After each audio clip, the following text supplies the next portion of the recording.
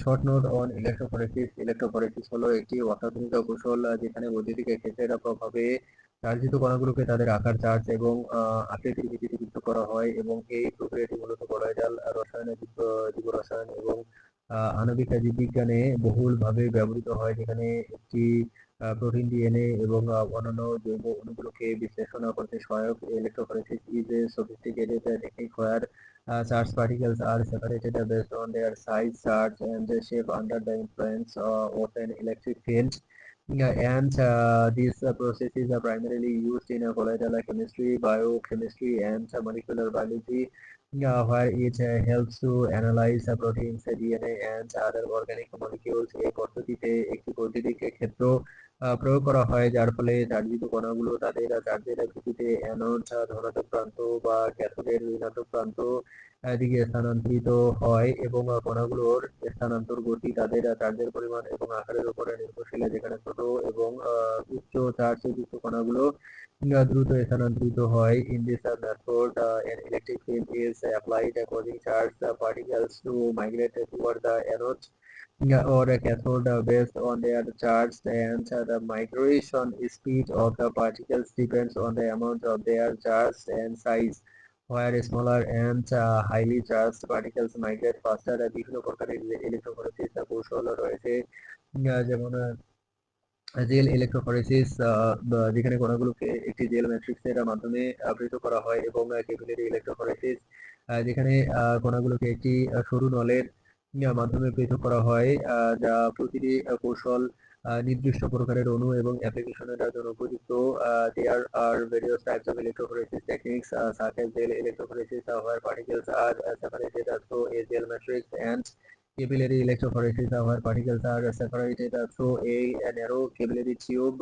These techniques being suitable for specific types of molecules and applications. বৈশিষ্ট্য: চার্জিত কণার পৃথকীকরণ, separation of charged particles, বৈদ্যুতিক ক্ষেত্রের প্রভাব, influence of electric field, আকার, চার্জ এবং আকৃতির উপর ভিত্তি, based on size, charge and shape.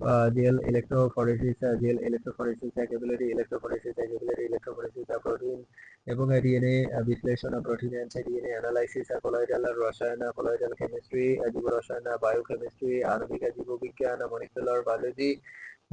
দ্রুত এবং নির্ভুল ফলাফল, fast and accurate result. Electrophoresis একটি শক্তিশালী বিশ্লেষণাত্মক সরঞ্জাম যা রোগ নির্ণয়, জিনোম সিকোয়েন্সিং, প্রোটিওমিক্স এবং অন্যান্য অনেক বৈজ্ঞানিক গবেষণায় ব্যবহৃত হয়, এবং এটি আধুনিক বিজ্ঞান এবং প্রযুক্তির একটি অপরিহার্য অংশ। Electrophoresis is a powerful analytical tool used in disease diagnosis, genome sequencing, proteomics, and many other scientific studies, and it is an essential part of modern science and technology.